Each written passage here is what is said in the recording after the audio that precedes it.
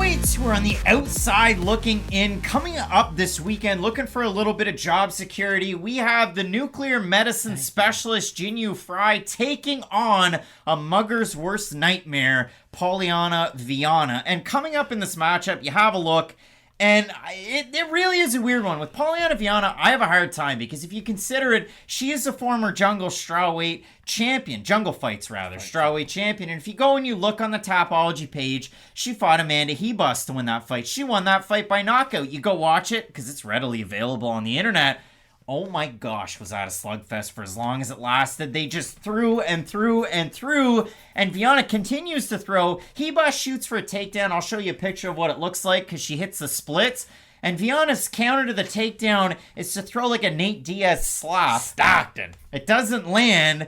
Hebus gets back up, she gets dropped, and then, ground and pound finish for Polyana Viana. But if you do consider it for Polyana in the UFC, she beats Maya Stevenson, which is a win on the record. She goes on a losing streak, loses to JJ Aldrich, loses to Hannah Cyphers, loses to Veronica Macedo in a fight where it was over very quickly. She beats Emily Whitmire in the first round. She gets a performance bonus, beating Mallory Martin in the first round. Both fights went about the same way. If you're going to fight Polyana Viana, you might not want to wrestle because she has a very, very good full guard. And if you look at it, armbar wins in both of those fights. She goes against Tabitha Ricci her last time out, has a big height advantage, has a big reach advantage. Tabitha, Muay Thai accredited, Jiu-Jitsu accredited, and Ricci took her down and controlled her for long periods in that fight. Polyana Viana reminds me of when you're playing like a new 2K video game or like a new Madden video game and you're making your My Career player. Early on you just want to be good at one thing, so you can at least do that one thing to just get stats to then acquire points to level up in others. Like, I always try to shoot 3-pointers with my 2K character, so I level up my 3-pointer before I do anything else.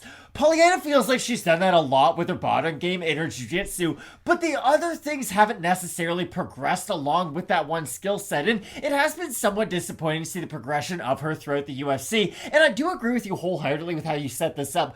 Both these fighters are basically just fighting for job security at this point. It's kind of wild to say because let's just take ourselves back to when they first came into the UFC, because I can be very honest about where I originally rate fighters when they come into the UFC and where I rate them right now. I had a very high opinion of both these fighters when they had originally joined the organization, but that's the thing about the UFC and even about other organizations when you get to the top near championship level, but to the UFC in the most part, especially when you fight ranked fighters, you are fighting the best fighters in the world. And it's like being in a playoff in any other sport. When you're in the playoffs and you're playing the same team multiple games in a row, your weaknesses start to show game after game. And for Polyana and for Jinh Yu Frey, we can talk more about their weaknesses and get more in depth into them, of course, but I really do feel like once they have started to fight the more upper echelon fighters in the world, and that's the thing you must say. It's not like they're fighting people like BJ Penn outside of Buffalo Wild Wings. They are fighting UFC caliber fighters at the top of their careers, but it's like what I just said about Johnny Munoz Jr.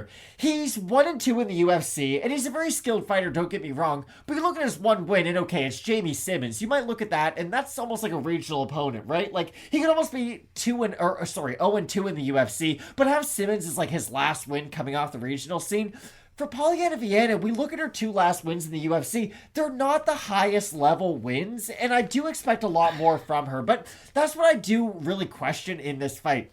I think Polyana, of course, is going to have a physicality advantage. The conversation, of course, with Jinh Yu Frey is always that, hey, she was the atomweight champion of Invicta. It's not like she's the strawweight champion coming over like Angela Hill did all those years ago. She's the atomweight champion who was forced to move up in weight. And the thing was, she lost to Kay Hansen in her UFC debut.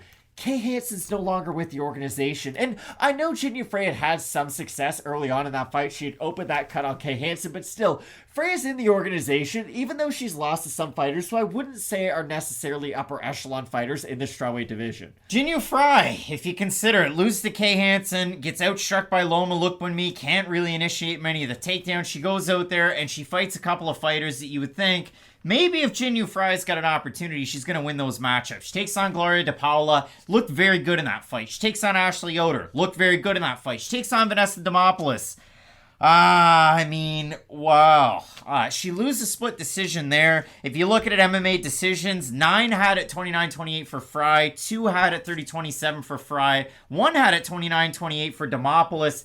To me, it really was the nice 1-2s for Jinh Yu Frey. I thought she was able to get the win in that matchup. I had her, after round 2, I even had it 30-27 for Jinh Yu Frey when I watched it the first time. And the fact that Polyana stands so high up with her defense, especially on the feet, do you think that is going to make her more susceptible to some of those boxing combinations of Jinh Yu Frey on the feet? It's a lot of 1-2s out of Jinh Yu Frey. It's a lot of walking forward. It's a little bit tough to decipher out of a southpaw like that. But for Polyana, I've watched her in the pocket drop her hands and wait a second against Hannah Cyphers. Cyphers lands a left overhand and it drops Polyana Viana. So I gotta be honest with all the Fight Night Picks fans out here. You're looking at just the pure numbers. You're looking at the wins. You're looking at the losses. How do I pick a winner in this fight? Boy, should I put my hard-earned money on this fight. Not a gosh darn chance. You guys work too damn hard, and so do we. Popping popcorn in this one. You consider for Viana in the UFC, net positive striker, 3.35 to 2.79. Surprising to see, honestly, if that's fair to say. For Frey, net negative striker, 3.12 to 4.13.